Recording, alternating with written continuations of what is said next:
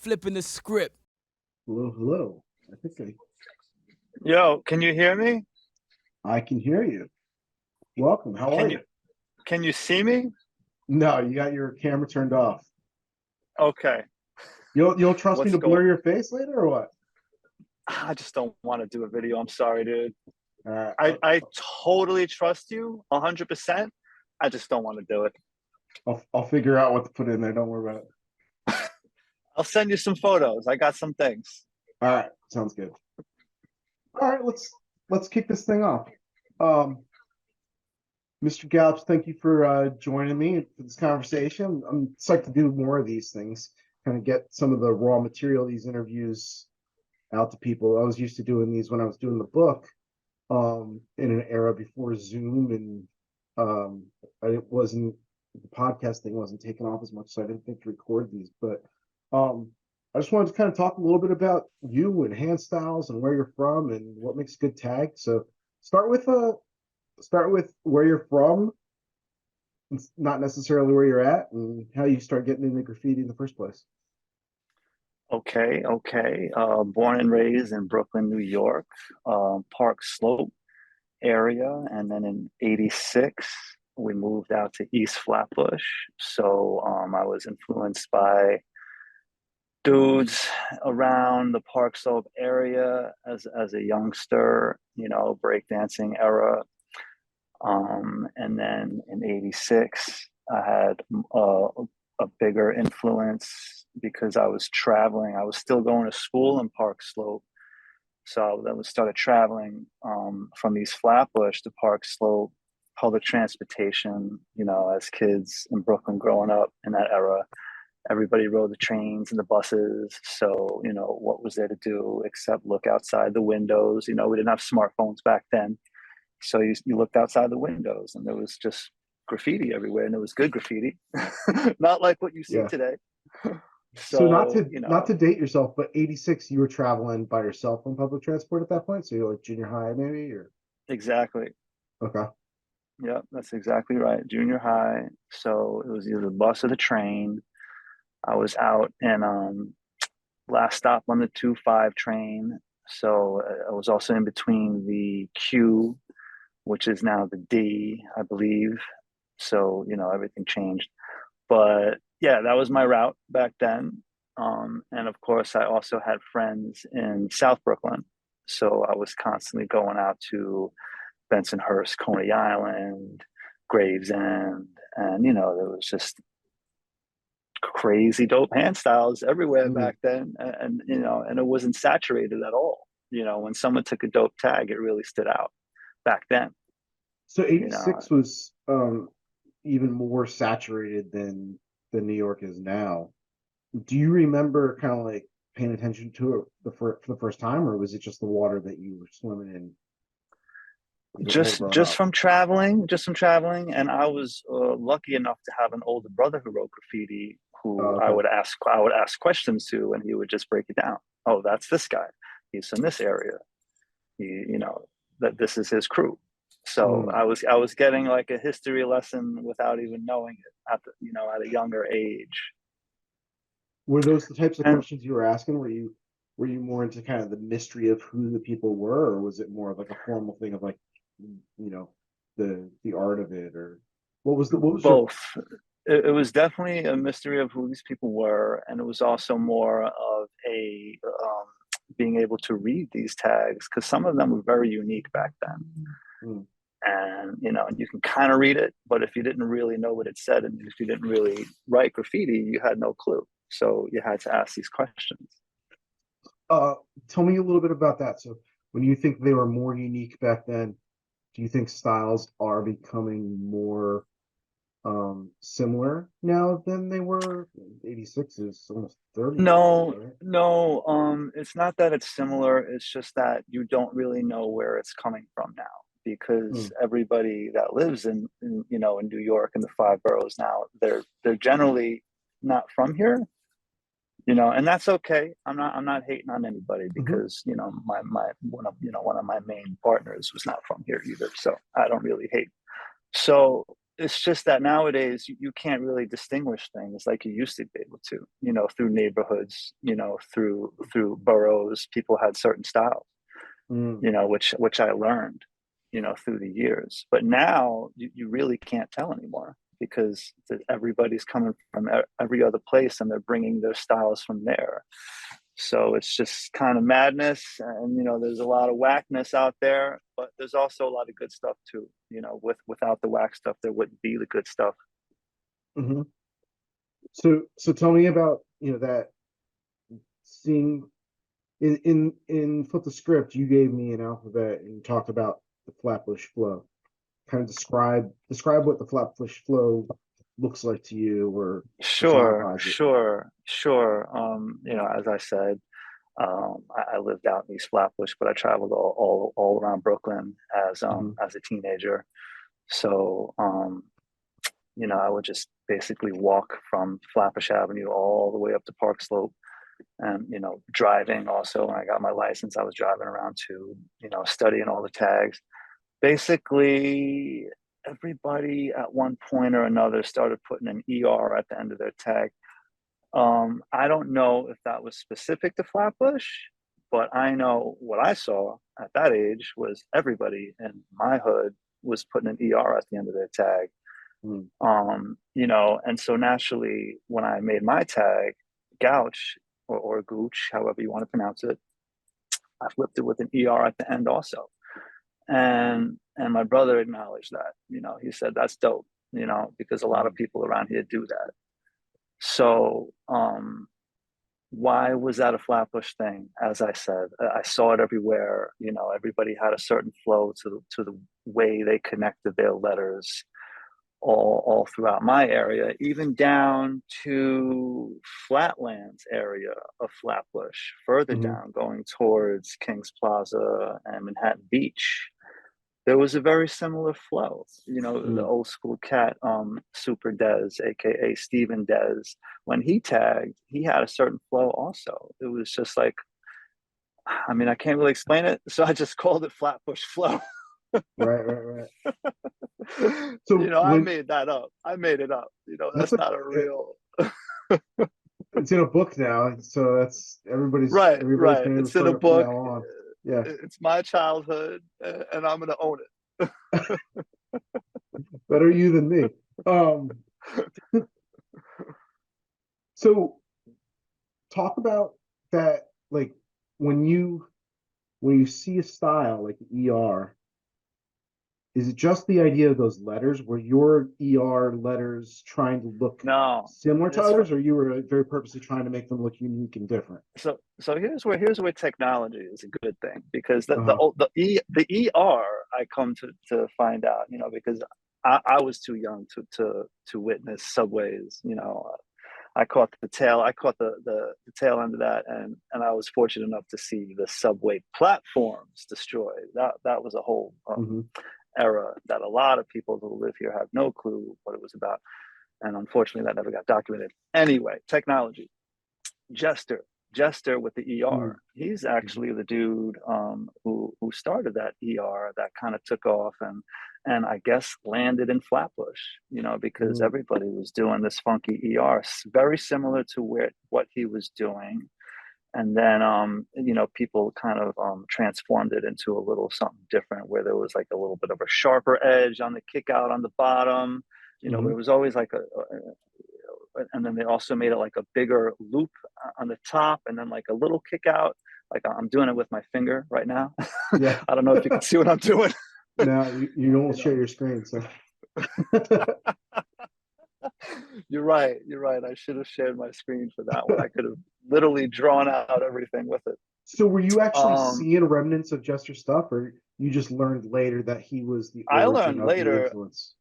exactly. I learned later that it's been around since the dawn of time, Hmm. where he was tagging that way, and it Hmm. just gradually carried itself throughout the years all the way down, and landed in my pocket without even knowing where it originally came from, Mm. and then I kind of flipped it with the R, coming with the star on the top. I will say that that's mine. That's original, So, I kind of borrowed things throughout the years, but flipped it into my own version.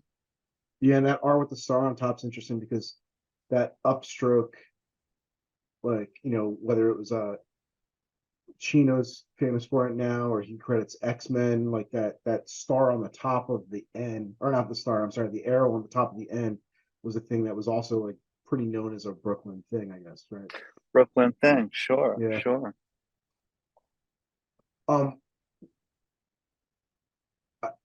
your brother, was he still writing when you got into writing, or had he kind of retired at that Yes, point? yes, he was writing. I'm not going to mention his name. That's okay. People I grew up with, they remember him. They remember his crew. It was a very unique crew. They didn't write like the standard way other people were writing. They had very unique hand styles. The crew was called Flipside. It was a backwards F in a circle. Okay. And I idolized the crew, of course. And I remember it might have been 1990 or 91. I was starting to do my thing, and I took some spray paint tags out, and then my brother, I hitched a ride with him one night, and I showed him what I did, and he was very impressed, and he threw me down with his crew. Oh yeah, took you like So 5 years. Doesn't come easy it, since you're I had your to blood, earn huh? it. Yeah, I Yeah. had to earn it. And then, in school, everybody like knew who my brother was, and they're like, "Are you not down with Flipside?" I'm like, "No, I'm not down with it because he never threw me down, and I'm not like an official writer. Like, you need to earn that stuff." And they were like, "Nah, fuck that. He's your brother. You should be down. You're down. Just push it. Just Okay. throw it up." And I'm like, "Nah." So I earned it. Rocked the crew hard, had some writers that I wrote with at the time.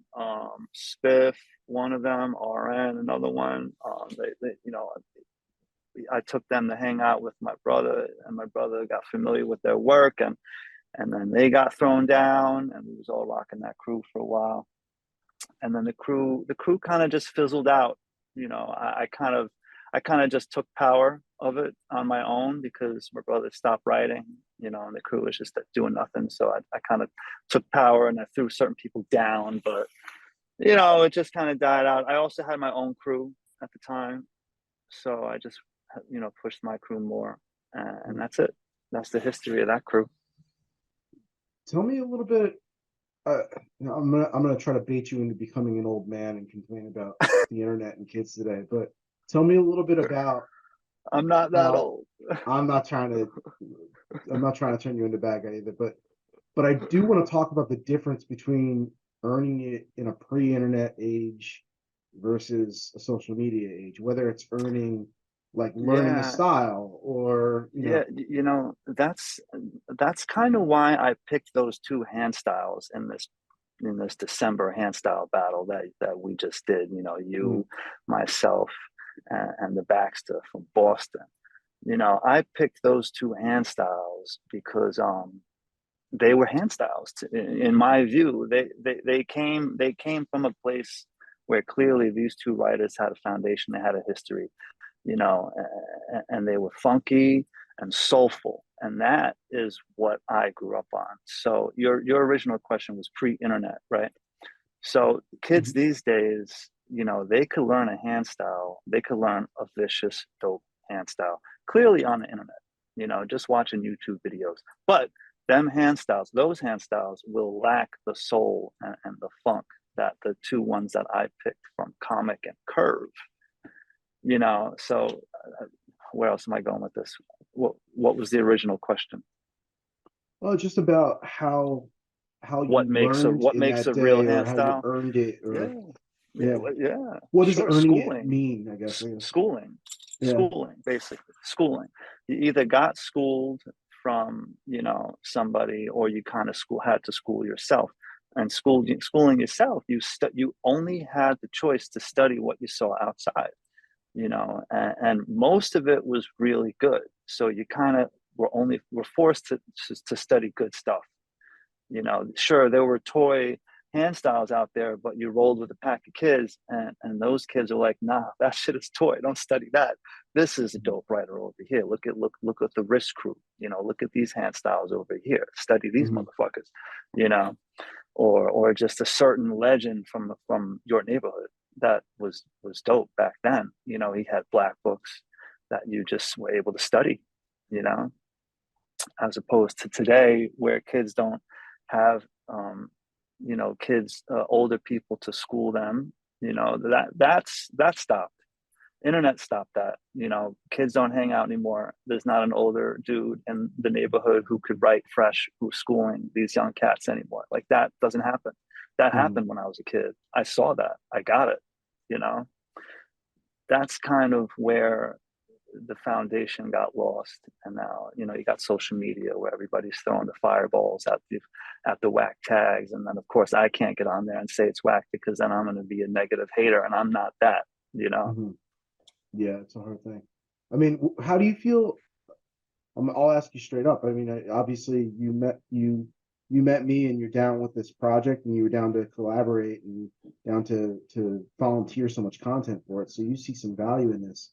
But sometimes I feel um a little bit of a question. It's like, am I part of continuing that tradition you're talking about? Am I part of the new media where it makes it too easy? Is there both good and bad to that? How do you feel about, the role of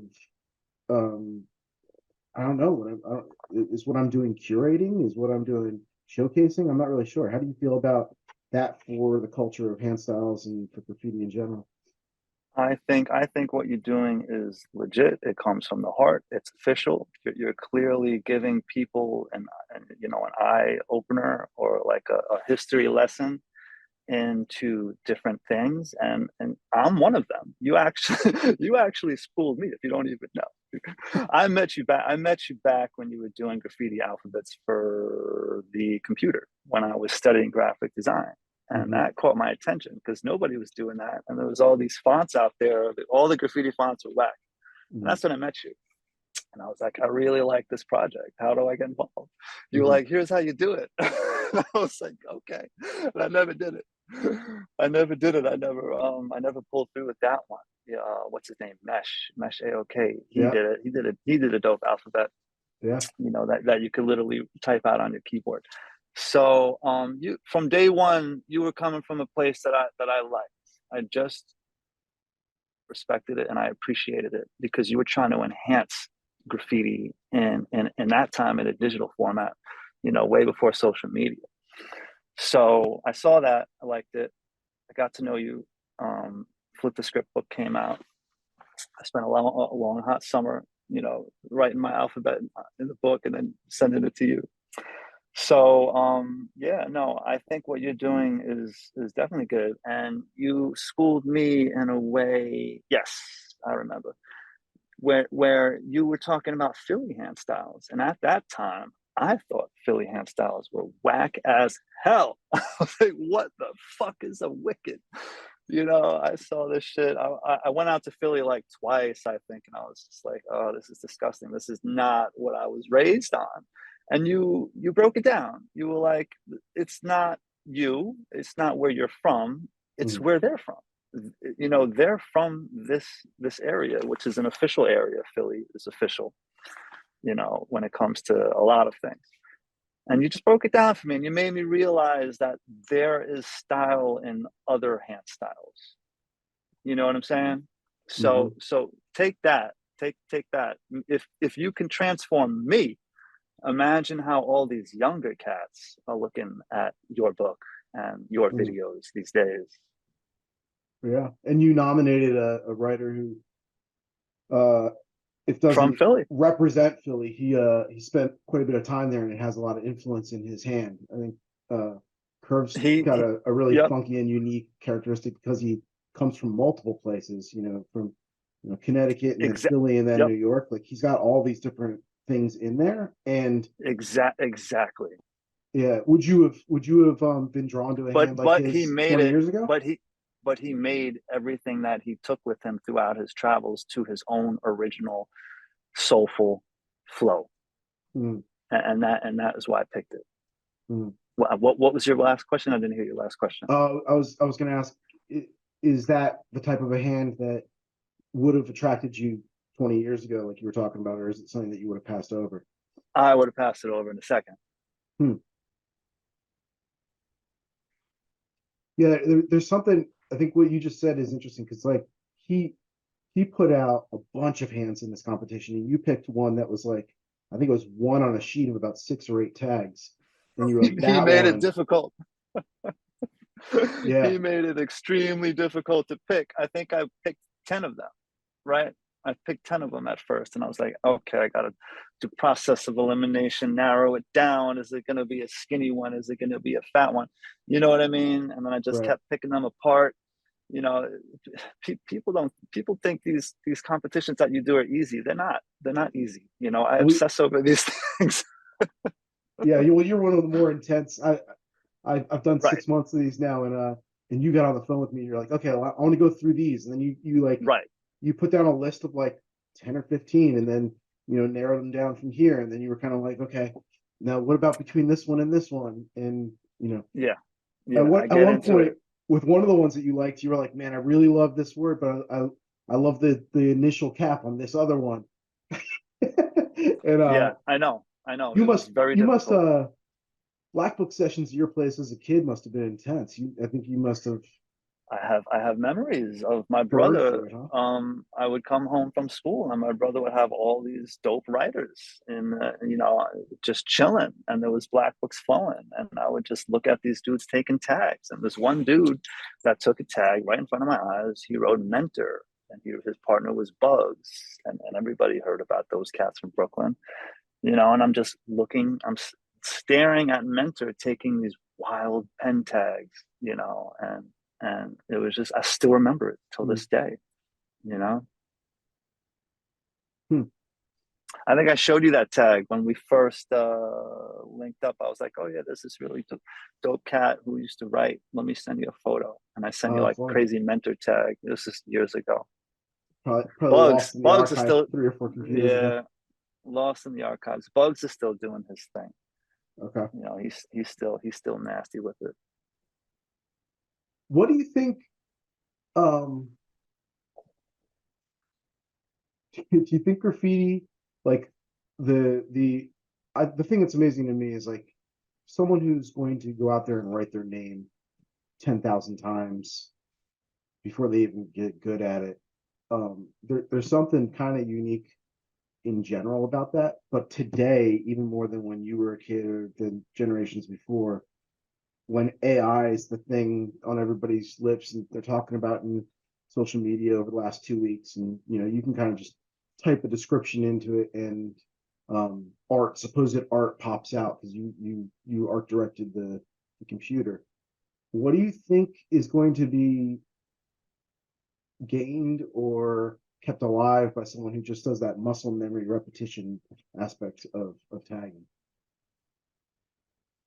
Gained or kept alive? It's something unique. I'm horrible at asking questions because I'm more just kind of So waxing so on it. so what you're saying is writers sit down and they just write their tag over and over again. Is that what is going to be gained from that, or I guess what I'm or saying kept is that alive?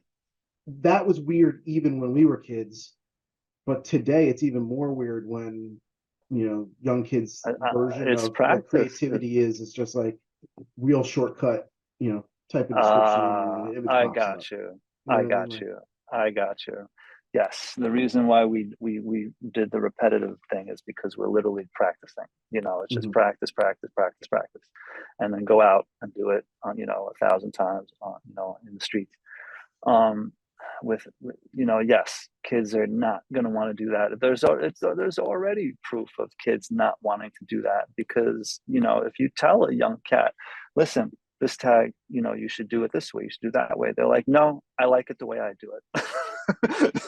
You know what I mean? It's like they're not practicing the way they should be.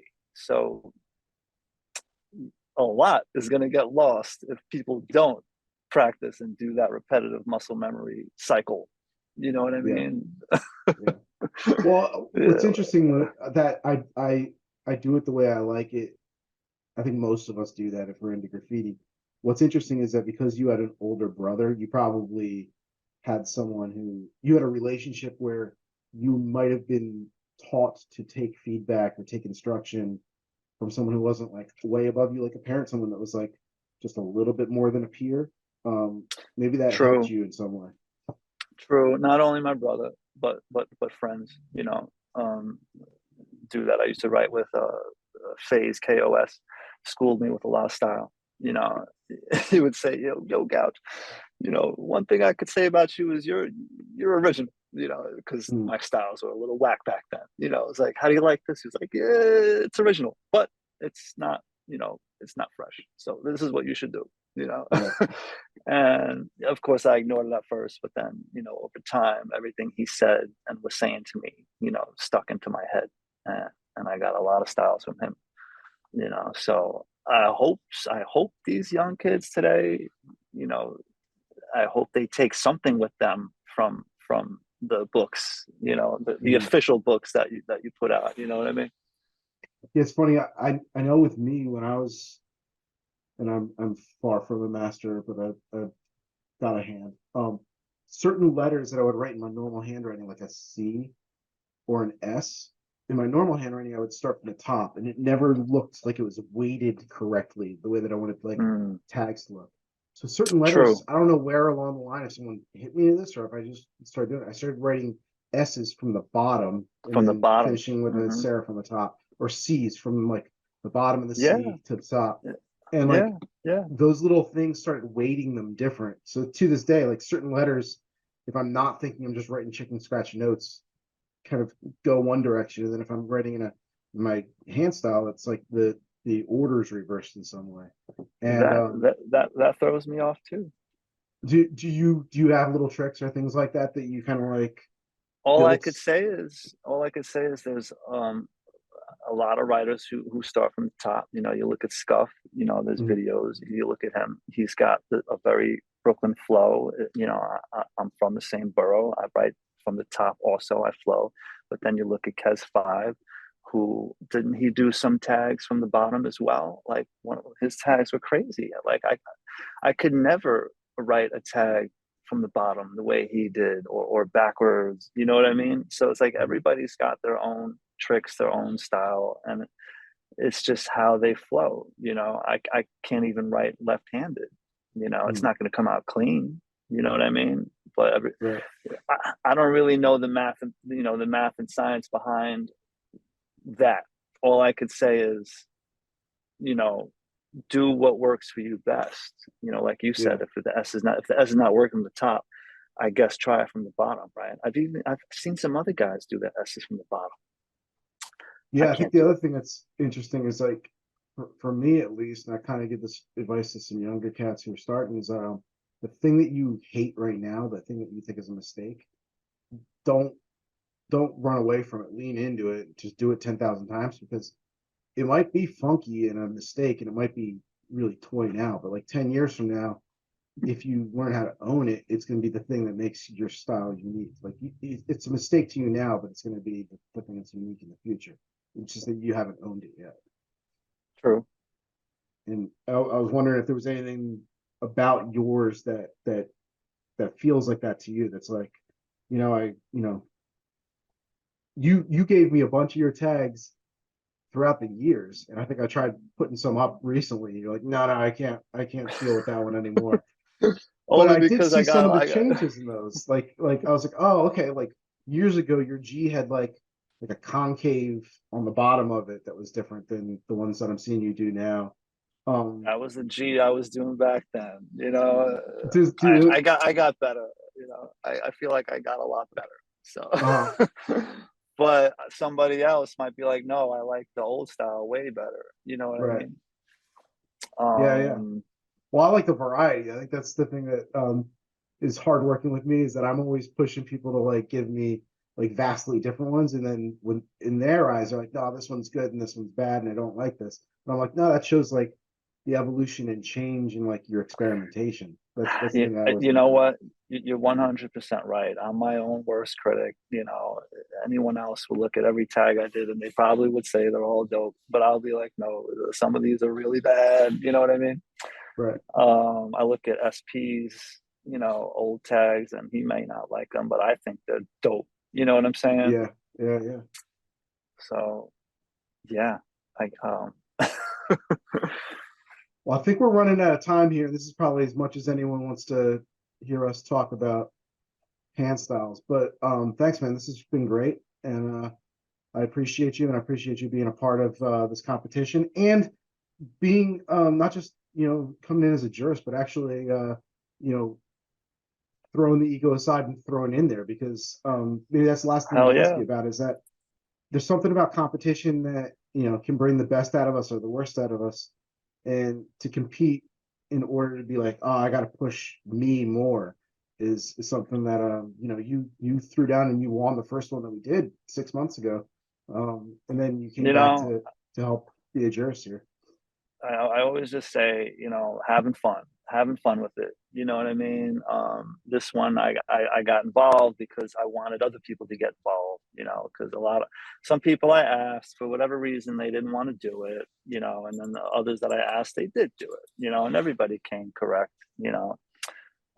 so yeah, I threw down as well because I was having fun and I wanted to get the party started, the crowd jumping, So and I feel like it did because there was this is a heavy competition, bro. There was a lot of Hmm. dope entries. You know what I Hmm. mean? Yeah. A lot, a lot. It was not easy for me to pick at all. So yeah, it was my pleasure to be a jurist and to participate as well. Because it was fun. I feel like it was fun. I had All fun with right. it. Awesome. So Well, thank thank you, you. brother. Thank you. I'll talk to you soon. And I guess this is going to go out. It's the middle of December. Gouch and I have done a collab on some merch. If you guys get a chance, grab that before the end of the month, because at the end of December we're retiring it. But those are No still out there. doubt, no doubt. We took the first battle, the flip the script tag, and we put it on some gears. Go get it. Go get laced up. All right. Thanks, man. Talk soon. All right, peace.